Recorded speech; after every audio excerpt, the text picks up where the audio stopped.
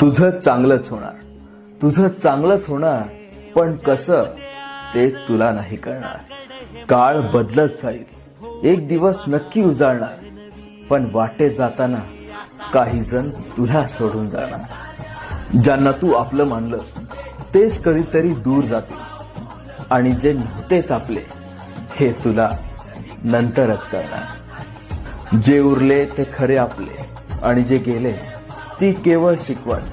तू पडशील, तुटशील, हरशील, पण त्यातूनच तू उभा राहशील.